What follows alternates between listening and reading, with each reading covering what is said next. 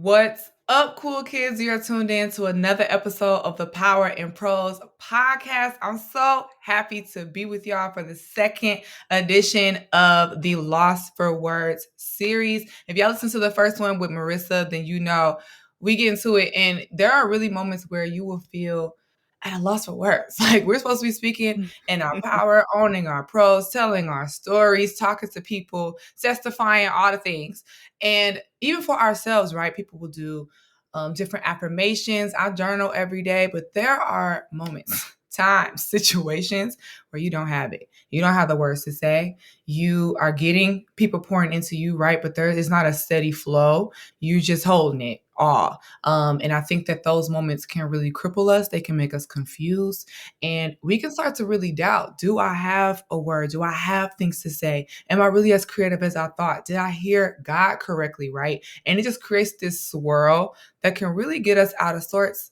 And I'm not gonna say it's for no reason, but it's for no reason because we are giving mouths for a purpose, right? We are giving our stories for a purpose. Each of us have histories and futures that we're supposed to speak to and from that can impact us and those around us. And so we are back for the next iteration, and we'll be talking all about shame. I think shame is a huge thing that can impact how we view ourselves, how we talk to God or don't, and how we interact with other people, and just like the various emotions that can come with shame, right? Even when I say shame, it doesn't have to mean the same thing for everybody. So we are going to be getting into it today, and I have a guest. And let me tell you about this guest. Let me tell y'all. She is such an amazing woman. I actually came in contact with her via Twitter first, I'm pretty sure. And ever since, I think I've been following her for like 2 years and just been following her content, her journey, and just how she pours into people.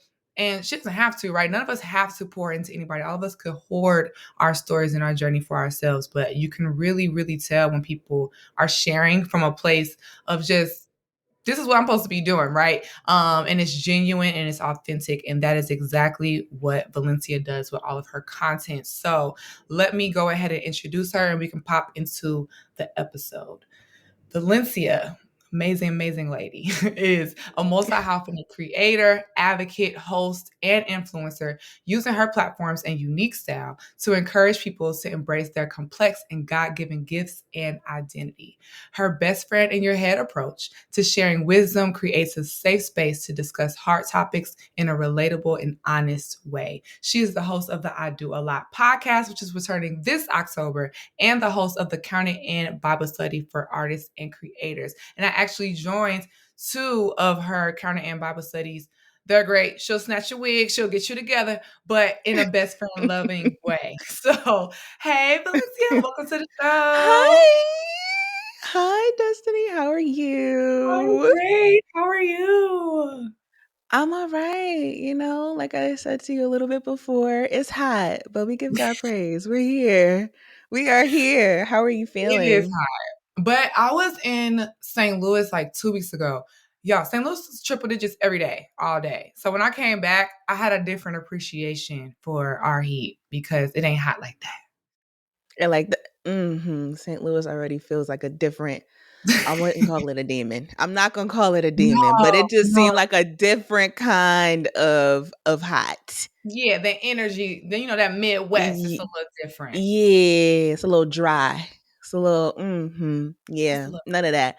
It's damp. hot enough here. It's here we have like that humid, just groggy, foggy, hot. Yeah. And you be trying Hate to it. make it a Hate moment. it. You try to make it a moment. I Yeah. sat at the park the other day and it was a moment. People out with their kids, they're walking around, everybody Yeah. looks beautiful. And then I was like, okay, Yeah. I gotta get in the house. Inside. Let's get inside. Let's get like my mom tried to like cook out yesterday, and I was just like, this is cute. This is really nice. This is really nice that you got the outside prepared for us. I'll be inside in the air conditioning because I'm not about to sit out here with y'all. I'm just not. But no, it's hot, but it's nice. I'm trying to kind of enjoy that last little bit of summer. So, Because it's we're slipping. moving. It's slipping away. Yeah. Fall is approaching. Yeah. Well, I'm so happy that you Yes. are here rocking with the cool kids today and that we can just Period. dive into shame because it really, I don't know about you. Ugh. Shame Ugh.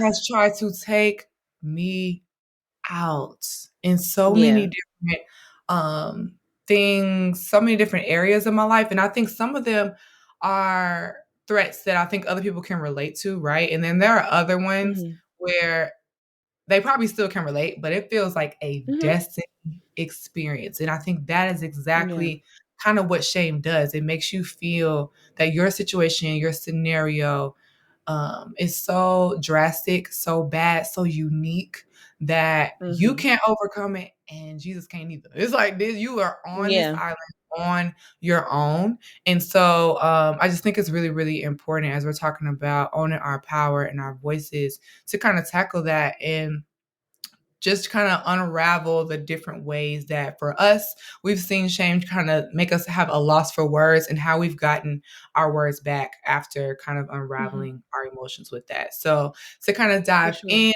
I guess, what are some ways that you've encountered shame in your own life? How has it tried to kind of take center stage?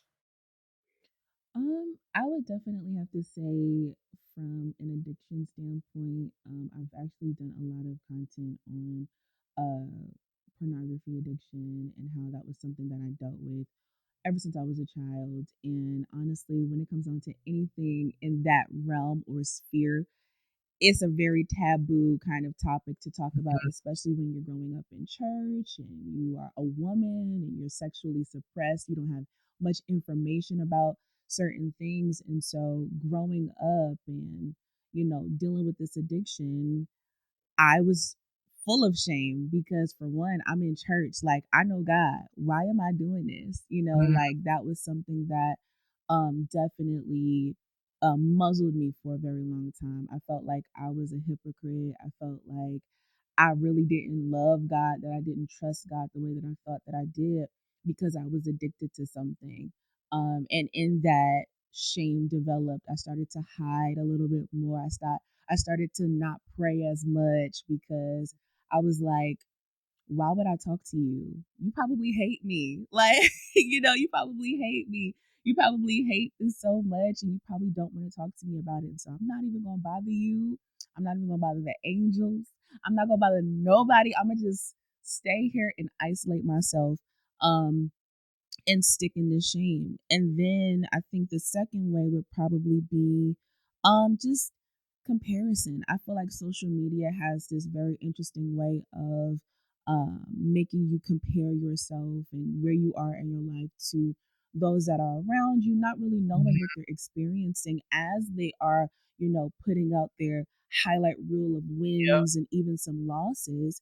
So I think that in those ways, I had that framework from a child where shame kind of introduced itself to me through pornography. But then from that, life, and not going the way that I thought it would be, and, going the unconventional route with so many different things. I was just like, what am I doing? I'm 28. Like things, the way that I thought that things would be at this age. Like I'm not married. Come When you on. do that little mash thing, that mash thing that we used to do as kids, Mhm. we be like mansion and what. I was a liar. They didn't tell me the truth. Like, I'm supposed to be married right now. I'm supposed to be like deep into my career. Like, so yeah, I think that like growing up and having those different frameworks for myself and then just realizing I might not have been in the spaces that I wanted to be in by this time, it definitely developed a lot of shame in me. I'm sorry I took the long route to get there, but that's where I No, wanted to end. you're Yeah. all good. When you said the word muzzle, I was like, right, right. Because I think Yeah. when you feel those emotions or you start the comparison or whatever the thing is, you don't lose your ability to speak. You just lose the desire to. You don't lose the fact that you Mhm. have a story. You just lose the desire to share Yeah. this. You don't actually Right. get severed from a relationship with Christ. You just are not using the fact that you have a relationship with Christ, right? And so I Mhm. think that it really can creep in and try to pull up and wreck. When I lost my Yeah. job, are you kidding? I, you want to talk Yeah. about MASH? I'm 29, like Yeah. same thing. I'm supposed to Right. be have my man. We go to trips every year. You know what I'm saying? I'm supposed to be 2 kids in. Like it's like all these things Right. that I was supposed to be Exactly. doing. And I changed that, right? And I felt Mm. more in control and more aligned Mhm. because I was okay. It's not my time to have a man. That's fine. It's not my time to have kids. That's Yeah. extra fine, right? But this thing for what single life looks for me is should pan out Mhm. this way, and that ain't happening either. So I'm like, now Yeah. wait a minute.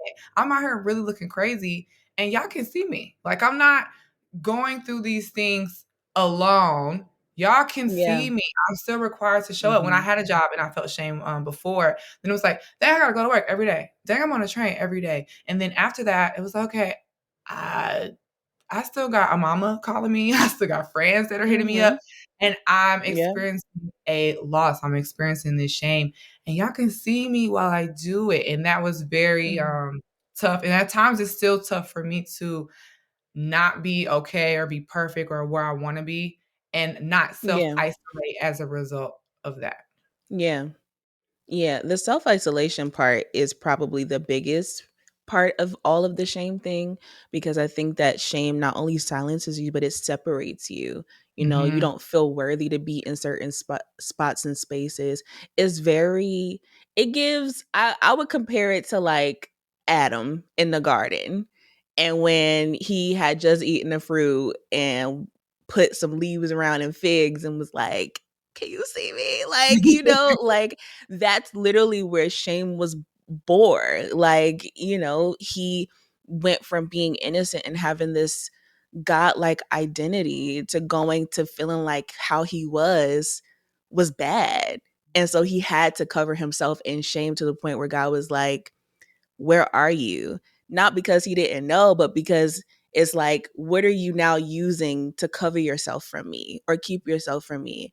And I think that that's literally what shame does. It is something that we take that's false to cover the trueness, like the reality of who we are and how we are from God, which is why we stop praying, which is why we stop, being around healthy community. We don't want the reality of us to be seen, and it's going to always separate, isolate, and bring us into these little caves by ourselves where we, rehearse and go over how bad we are, how unworthy we are. It's a lot.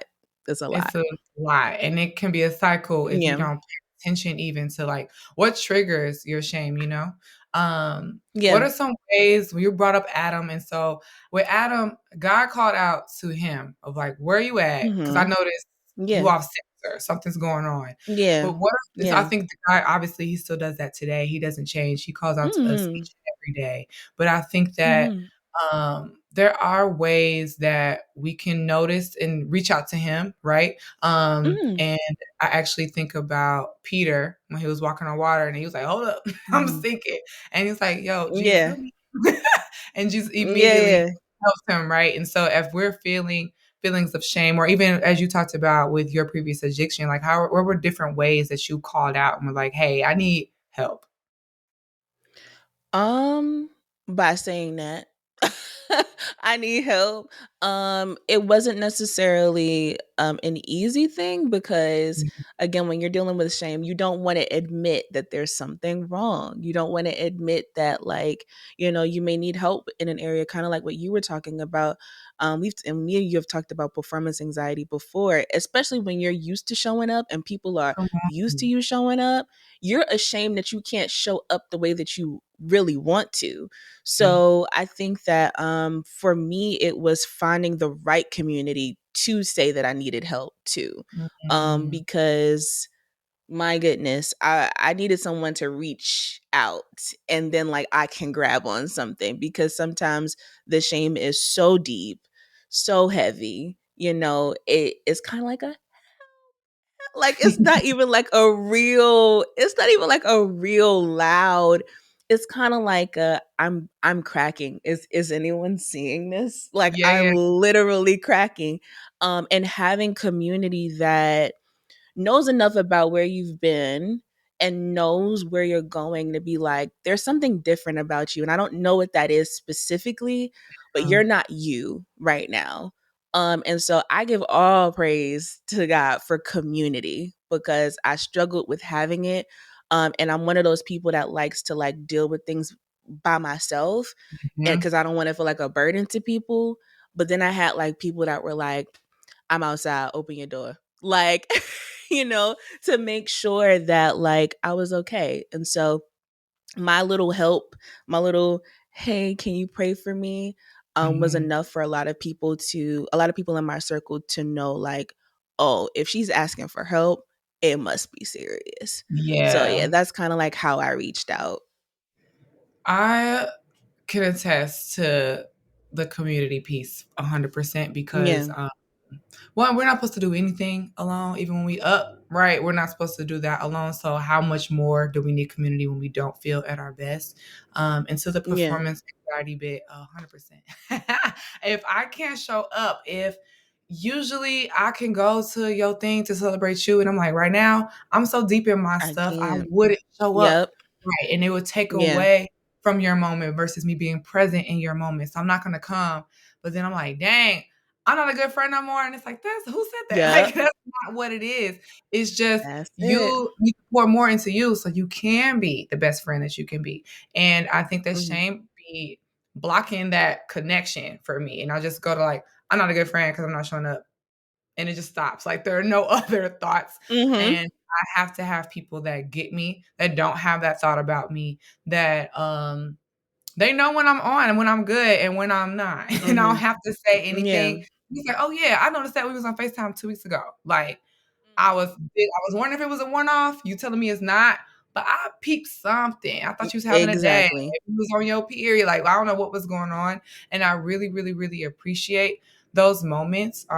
When I did let people in before I feel like shame kinda was wreaking havoc, right? Because if they're not in, then they can't notice when you out. There's no way Hmm. for them to kinda get that. And if you're not bouncing off creating a safe space with each other beforehand, then when you need the security of that safe space, of that community that can really like lift you up and hold your Yeah. arms when you can hold yourself, it's harder to Yeah. find because you're in such a fragile state that you can't even Yeah. voice how you feel and what you need. And so I can agree with that. I think it's made me want to take more risk, actually, even supposed risk when I am feeling a bit more open or when things are a bit more stable. Not so I can use Hmm. people later, but just it's a foundation for any relationship that you Absolutely.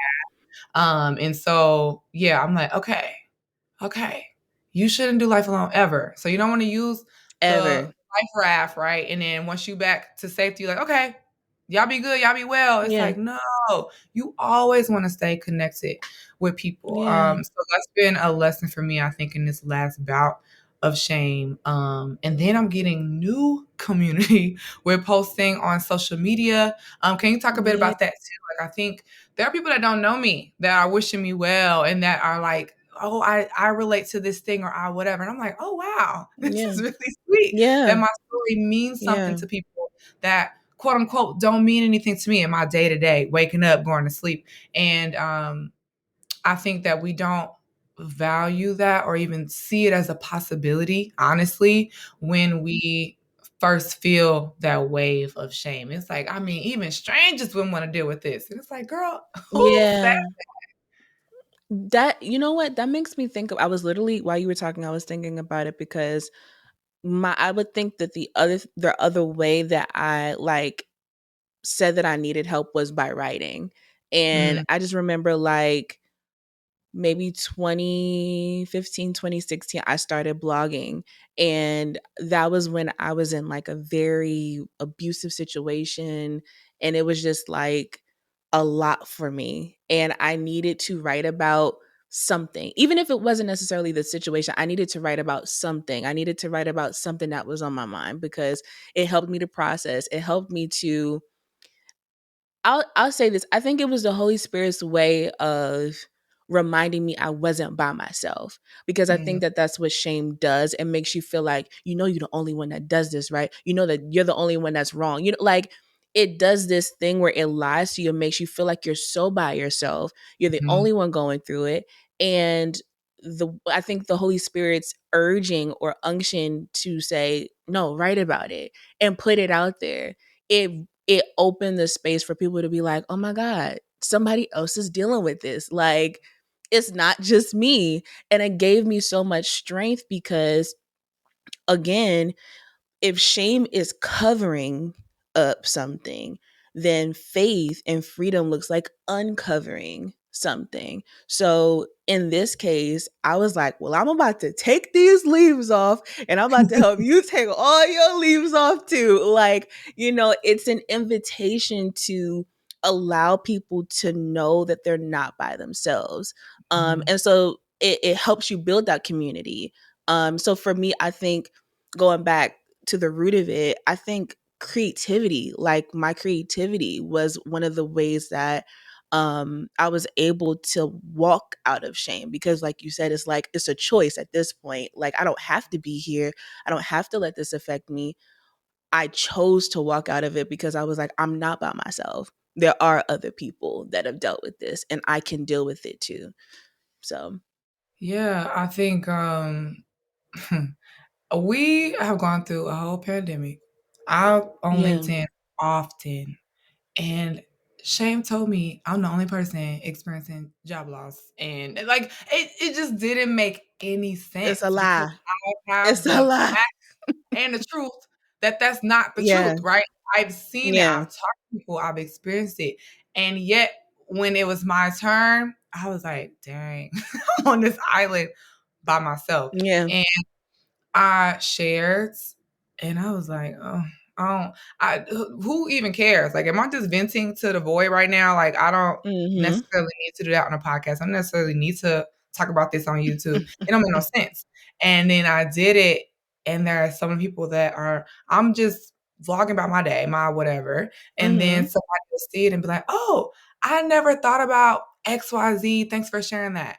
And it's Mhm. like, yeah, they needed that because they're going through the exact same thing you're going through, and they're thinking about Mhm. it in their way. You sharing how you think about it in your way. Now, both of y'all can walk in a stronger way forward and know that you can get through this. But alone, I don't know what these people on YouTube, TikTok, I don't know what these people are thinking. I don't know how shame is trying to overtake them, right? And so I Mhm. think that community, it really can push you to a new space for you. But then, yeah, other people that haven't, they know they got the fig leaves on, but they don't feel like, what am I supposed to do to take them off? You sharing how you take Yeah. your fig leaves off can help them.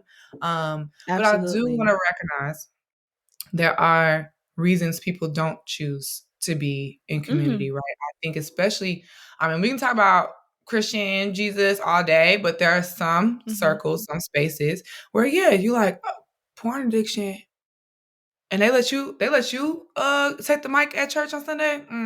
Like, you know what I mean? Like, Yeah. there are just certain Yeah. things that I think, if you don't seem like you're aligned in a certain way, then you need to Mm. be completely out, or that there isn't space for you to bring that and find healing. And I think that is Yeah. why, at least for me, at times, I've chosen to self-isolate and try to heal on my own, because I Mhm. get worried. Sometimes the concern's real, sometimes it's not, but worried about Yeah. if there is space for an imperfect destiny, for a person who is kind of unraveling some things where I want to cover up and you telling me I don't have to, but I feel like I should. I don't know if I can Yeah. kind of bring that in this container and it be accepted and not shattered. So, how would Mm. you suggest that maybe we kind of suss out, I guess, what is the right healthy community to bring your shame and kind of work through that in? Hmm.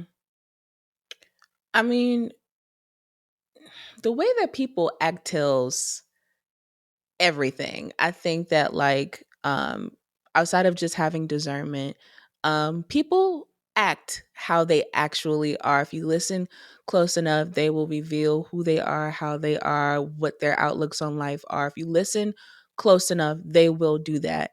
And I think that it's important to look and assess what's in front of you, who's in front of you, And for me, because I have to I have to include the Holy Spirit.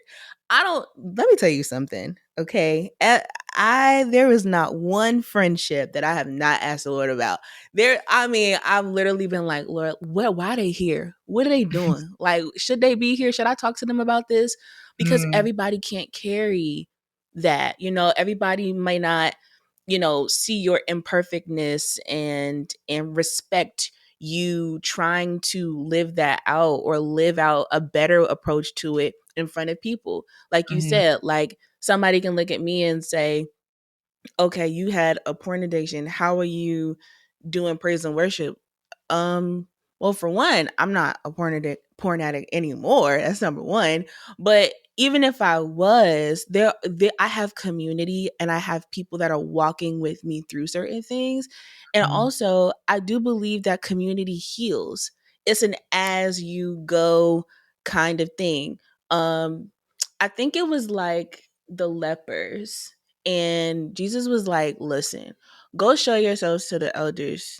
And as they went, right? So it's not like some things are just not automatic. You have to journey. And yeah, as you journey, it'll get better. Like you will heal, like it'll make sense. But you have to have the right people around, and using discernment and listening to people and how they think will help you like differentiate. Nah, I can't talk to you about that because you finna judge me and you finna put me in a hell that you can't. And then you have those people that are willing to walk with you and be like, so what do you need? Like, what do your triggers look like? I had to have people around me that I trusted with my triggers. Like, hey, this thing triggers me, or after a certain time at night, like I'm gonna need to call you because I might. You can't do that with everybody, and they no, still look at you the same way. You can't. You cannot.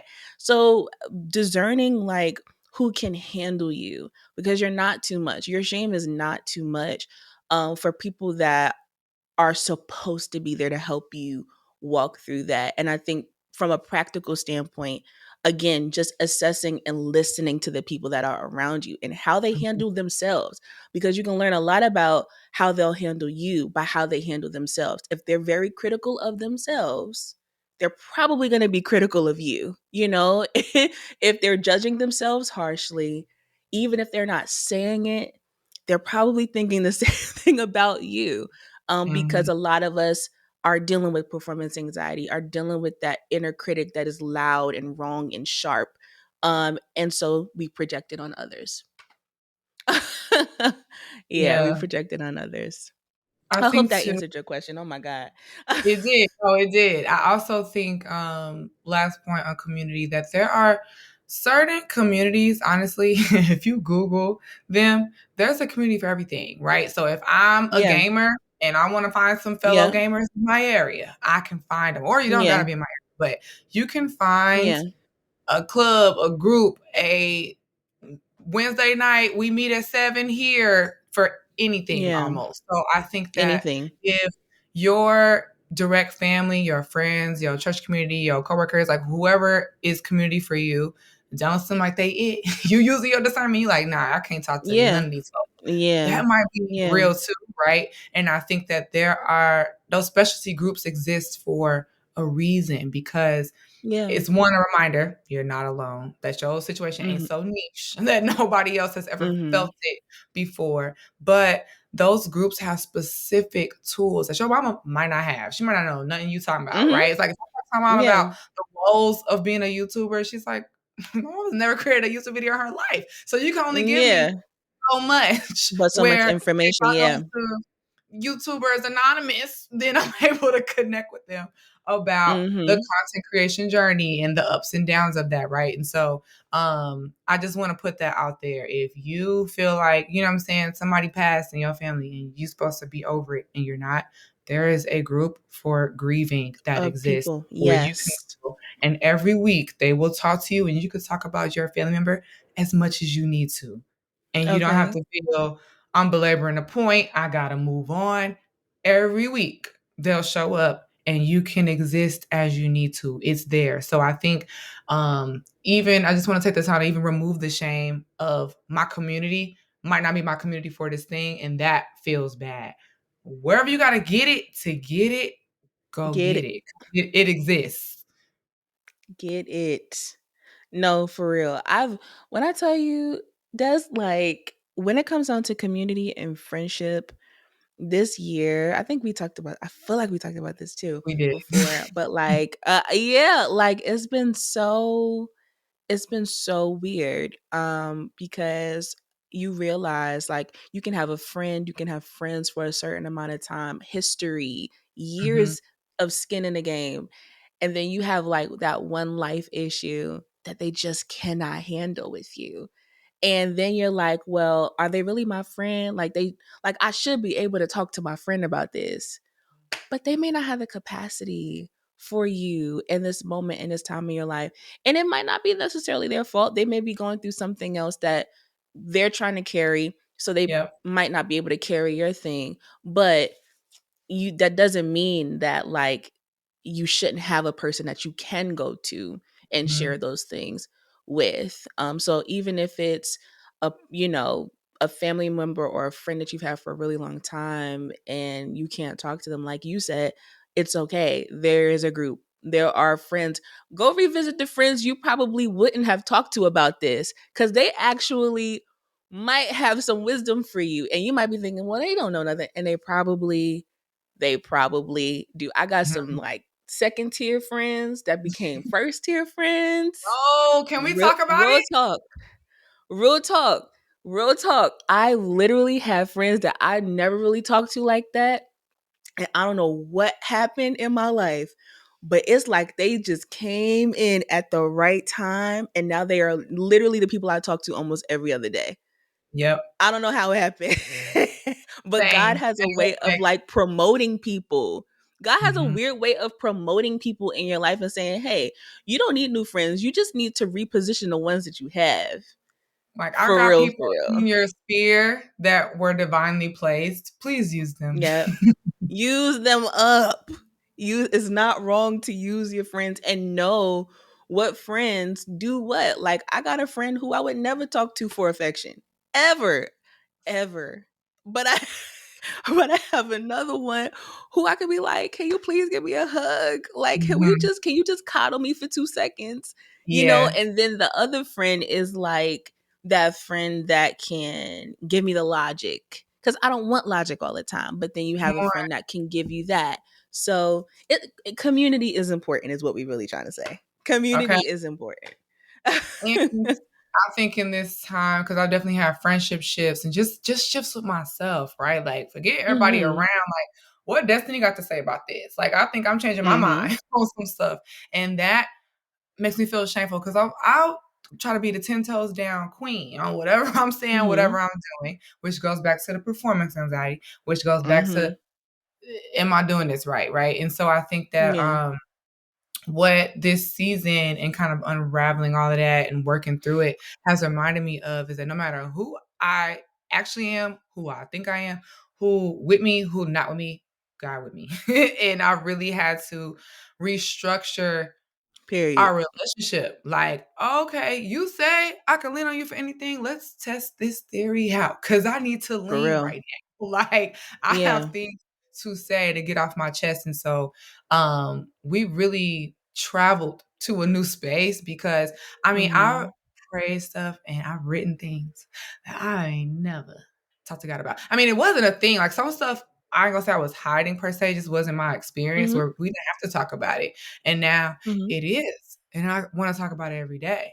And that was where the shame came in. Cause I'm like, I just want to do a one and done, cute, buttoned up Mhm. prayer, slide that your way, Mhm. and we good.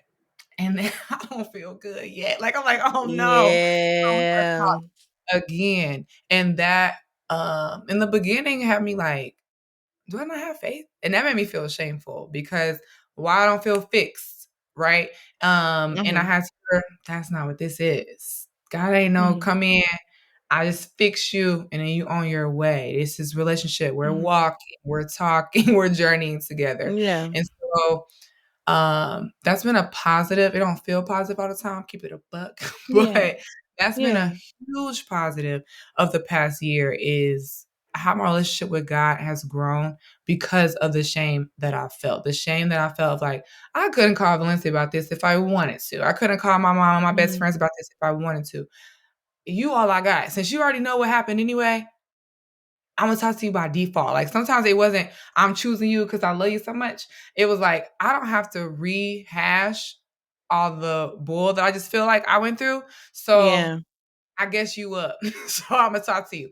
And that's how we started. And then it started to be like, oh, I can't wait to tell God about this when I get home. Like, you know what I'm saying? It's like Yeah. we're starting to build that relationship. But oh babe, shame played a big part in me getting close with God this Can year. I Are you ask you kidding? a question? Can I ask you a Yeah. question? So, okay, in that, right, you saying like your relationship with God matured and like grew. Being that you were dealing with shame, what attribute of God's personality do you feel like was the loudest in that growth process in dealing with shame? Like, what part of his character did you experience being that you were dealing with shame? Was it So fatherly? Was it motherly? You know? to get me to his feet, it was the omnipresence. It's like, "Oh, you're everywhere. You're following me." Like, Hmm. it doesn't matter if I talk to you or not, and not even in a spooky, ooky way, but just like, "You're Hmm. literally right here. I can feel you. You're hanging out with me." And I feel nobody should be hanging out with me because of this shame thing or that they already Wow. aren't, that people are pulling back. I'm not going to work, right? I'm using my job loss as an example. So if I'm not going to work, I have less people on a train. I'm taking a train less because I don't got nowhere to go. I'm talking to Yeah. coworkers. I don't have coworkers. So it's like a big piece of my community has been removed. Then I'm doing less social things because I'm watching my Hmm. pockets, right? So it's just like I didn't feel like people are always around. I feel like some of my coworkers, I'm like, dang, you always slacking me. Dang, Hmm. you always whatever. I didn't feel that about anybody at all. Um, During the daytime, I could talk. My friends are at work. Like they can't just talk. So it was that. It was like, oh, you're literally always here. Like you don't go anywhere. It doesn't matter if I have a Yeah. job or not, if I got $1 million or not, if I'm having a good Hmm. day or not. That doesn't impact how you move at all. And Yeah. that was like, okay, that's great because I need that right now. I need somebody to stick around for to be around. Like so that was Hmm. really helpful. Wow. I Yeah. think so that was just like, okay, to make me not feel crazy while making my lunch at 2 p.m. I'ma talk to you while you up in here because I can't FaceTime somebody and talk to them, right? So it started off Hmm. just by default. Since you around, be around. After a while Yeah. though, it was like, I'm not taking this the full mindset. Like we could go further and I'm literally choking myself not doing that, not talking to you about it. And you ain't just a vent buddy. You actually have the answer to the thing that I need. You actually can Mhm. make me feel good about this storm that I'm in. You actually can Mhm. provide a new path that I wouldn't have thought of on my own. Like you ain't no just like Yeah. a friend to kiki with or you gonna comp the bill at brunch, which I have had people like that in my life this past year, and I'm so thankful. Like, you know what I'm saying? So like for sure. Right. But you can take it a step further. Like all the different friend tiers that you said, and like this friend is for affection, and this friend is for this friend is for that. I was like, oh, not sure everybody wrapped up in one. That's I love that. I need that right now. Like I don't Yeah. even know how to pick and choose who I want to talk. That's an extra step that I can't engage in right now. I don't have Mhm. time to open up my call log, open up my text thread, and be like, all right, who can get the Destiny swirl today? That was a step too much. I need to spill this Mhm. out and spill it out right now. So who's here right now? You're gonna get it right now. And God's there every time. So that was that. And I think I got more comfortable. My favorite attribute of God is his compassion. Love. Oh, Favorite attribute yeah. because Yeah. we messed up. Are you kidding? We are not perfect and we're never gonna be perfect. And I Right. think people will bring up savior, but it's like, well, why would I save people that hey, you might not even love me back? I'm so compassionate. Like it's like any attribute to me that you can call out about God, the compassion is the root. Like it's the center, it stems. I just Mhm. I love you so much. So Yeah. that's what really stuck out for me, and that's what gets me to come back. I think when I Mhm. feel shame, when I feel scared, when I feel like, oh, I messed up. Oh yeah, I caught an attitude. Oh yeah, that was not cool for me to say. Oh, that thought was Yeah. bad. Like whatever. Shame could immediately swoop in. Sometimes it does immediately swoop in after I have those thoughts. But remembering that, guys, Yeah. compassionate. It's like, yeah, I know. We gotta work on that still. That's okay. You're not over that. That's fine. You had an attitude and cursed him out all the way home. I mean, hey, it happens to the best of us. Like, Mhm. I feel like that is what he meets me with first. And everything else, if you want to talk about correction, if you want to talk about consecration, giving up things, whatever, I am so different from the trauma you experience in the world because I'm going to meet you with compassion Yeah. every Every time. single time. Every single time. Yep. It's it's the good father part, you know. I think that like experiencing um just him being a father is what initially just breaks shame off of people Mhm.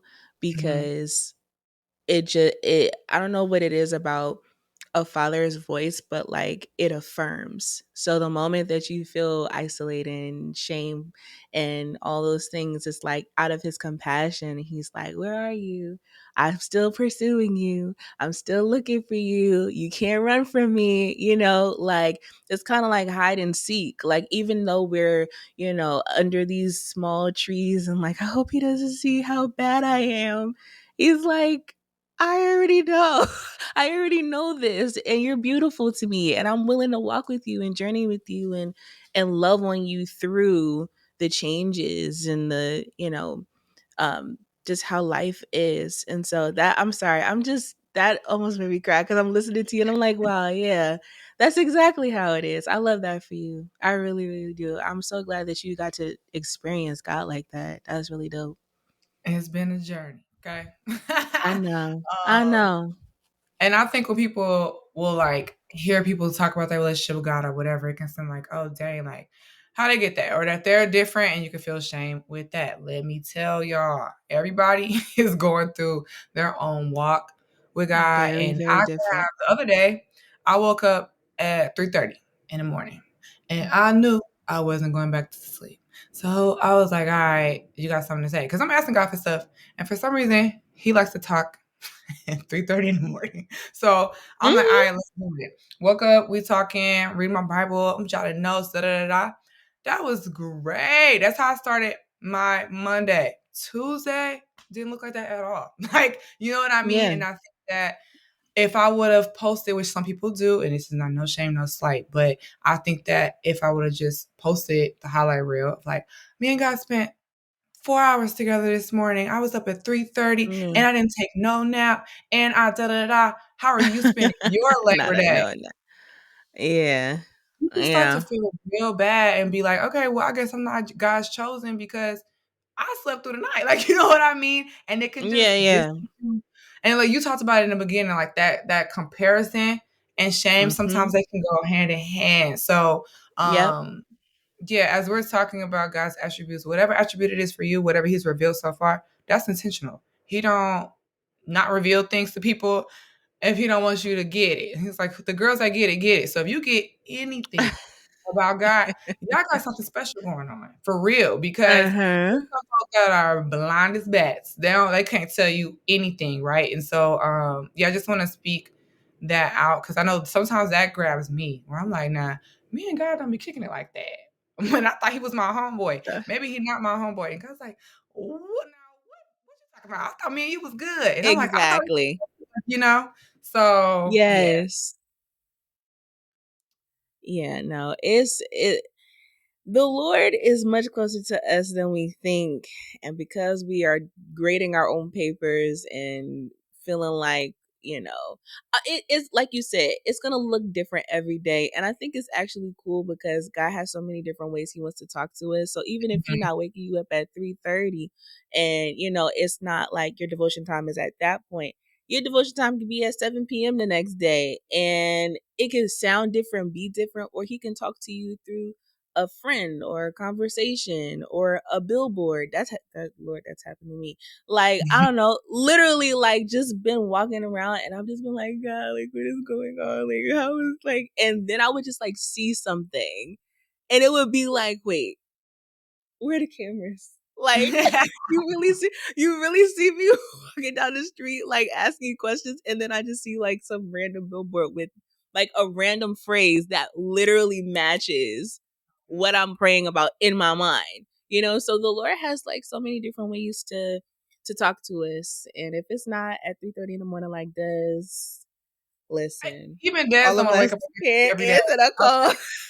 I can't wake up at 3:30 every day anyway. I'm like, tomorrow, if we're gonna talk at 3:30, let's make it PM. Not AM. PM, okay, when I'm up and I got the Okay. energy, God. Cause Child. why? Like what's happening? But The message can be the get me same up, as child. PM. Huh? Oh, What'd like you the say? message can be the same later. Listen, no, I think it's more so for you just to be like, I wonder if she gonna get up. I wonder if she gonna like sit up, walk around a little bit, shake herself, and talk back to me. Like I think Yeah. it's more so that than like the, you know, it's more so if the willingness, maybe. Like the Yeah. No, for willingness to do sure. it. Yeah. For sure. It's like, do Yeah. you really want the answer? Let's see. Yeah. It's the Yeah. willingness. That's all. We could all have it, everybody. We could all have it. We could all be like this. We could all get up at 3:30 in the morning. Okay? We can. Ugh. Um, what would you say? Anybody that's listening ever experience shame? Feel like their new season, they feeling apprehensive about because they feel like shame's on the way, about to knock on their door, or they sitting in it right now, fig leaves all over them. What would you say for somebody who's experiencing shame in the next step that they could take to overcome those feelings? Um, I would say, okay, first of all, come out of hiding because we can see you. Okay. Mhm. Um, my first encouragement would be the reminder that you're seen by God. I think what you needed to see, what you needed to experience, and through the compassion and the quality time of God is that He saw you. Like He saw you, even though you were ashamed and you were feeling shame. Like He still saw you and spent time with you and wanted to spend time with you, wanted to still pursue you. And so, I would want to encourage anybody that is dealing with shame to know that the Lord sees you, that you are seen. Let's start there. You cannot hide. God sees you no matter what you're trying to cover it up with. You could be trying to cover it up with work. You could trying to cover it up with ministry, trying to cover it up with looking as though you are serving him, but you are like, Lord, I can tell them about how good you are, but I don't even know if I really believe it right now. He Yeah. sees that. And I want to encourage you that um in feeling that you are not seen, he does see you.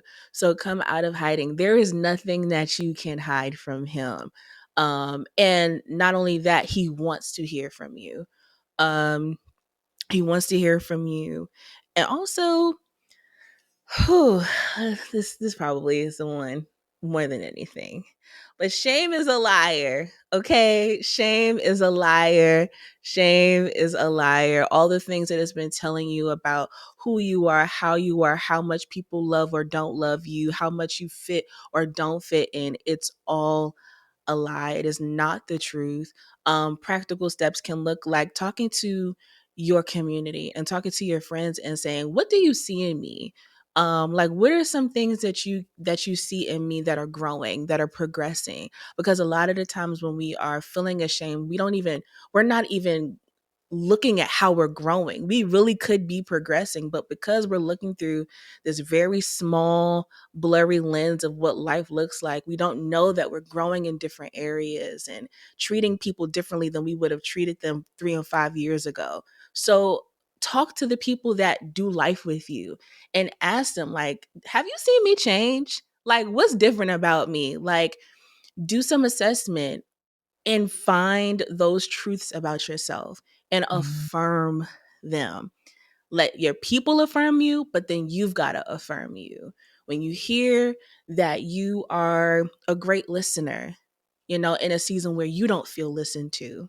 You can affirm and say, I am a great listener and I am heard. Start to affirm these areas of yourself that you feel are lacking with the strength that you actually do possess in that area. And I promise you, you won't stay there for long. You will not. You will not stay there for long. I promise. I've lived it. So I could tell. So I definitely could tell you. And that's what I would tell them. I love that. And then while you were talking, I actually remembered there's a scripture that says, my hope won't put me to shame. I think Yeah. that hope Yeah. is a answer to shame. Like when we put our hope in the fact that I don't feel hurt today, but I will be hurt, right? I Yep. don't know if my community is strong right now, but it can be strong. I don't really know if God gonna answer this prayer, but I'm gonna pray anyway in hopes that He cares enough to deliver Mhm. for me. Mhm. That I think there have been times when I've halted from reaching out. I've halted from praying, believing, because then shame was gonna meet me on the other side of that too. Because if it doesn't Mhm. happen, I'm gonna look like a Yeah. believing fool, right? And I think Yeah. Yeah. that scripture I read it one day. I was on the toilet, y'all, and I read that, and it stopped me. And I was like, "Huh, hope won't put me to shame." Even if Yeah. things don't pan out exactly how I saw them, even if that person that I wanted to be the one to answer the FaceTime call, somebody else is the one to answer, and I get a word from them, whatever it is, I actually don't feel shame after things don't pan my way. I get the peace that Yeah. I wanted. I get the joy I wanted. I get the clarity, the understanding of who I am, what this Mhm. season means. Like all of these Mhm. things, there are various things that I get, but I never feel shame after that. And so I think that hope might seem like a wasted exertion of energy in this season if you're feeling shame because you're like, just give me the answer. Just give me the Yeah. XYZ. And that desire being void of hope gets tired. It gets tired. And you don't Yeah. even have what you Yeah. need to do what you're trying to do because you're so exhausted. Having hope, it will fill your cup in ways that they're insurmountable. And that hope Yeah. also radiates to your community, right? And that's the best community to be in. Everybody got hope for something. Yeah. Everybody got dreams, and we're all like, "Oh, period, you can do that." You're like, "That's you can do this," and then we're speaking to our friends that we don't have in common because of the hope that we shared on this call, whatever. It keeps on going, and again, it doesn't put you to shame. To I've reached out to shame. people. I reached out and be like, "Oh, can you I would love if we could collab, do whatever, ain't heard nothing." I don't feel shame after I do that, and I think before, that's what shame will tell you. What if they don't say nothing? What if they don't respond? Mhm. You're looking crazy, you're not gonna go forward, that's a dumb idea, and after I've reached out to whatever brand, whatever, anything, I don't Mhm. feel shame. I feel proud. I feel excited. Yeah. I get additional ideas. I get stronger ideas because I'm like, oh, if they would have said, yeah, I only had this layer. But now if they said no, I had more time to think. I got two more layers. Mhm. Right. It's And so perspective. Yep. I don't feel shame when I put my hope in something. And so that's something I want to leave all the cool kids with today is that your hope is working for you, not against you. And your shame, as Valencia said, is a liar. It's not on your side. It ain't your homegirl. It's not telling you the truth. Don't believe And it. so if you have to pick up anything, we hanging up and the episode's over, the YouTube videos ended, and you're picking up anything, let it be hope in the future that God has for you and who He says that you are, and in the story that He's writing for you. Like He's the grand author. So if He's writing it, Mhm. you know it's good at the end. You know that. So if you got to get through this chapter, this page, this sentence to get to the next thing, and you're like, I don't know how I'm going to get there, hope will take you there. So I love y'all. Valencia, thank you so much for kicking it with all the cool kids today. Tell us how we can Thank keep you in for contact having with me. you and what you got coming up.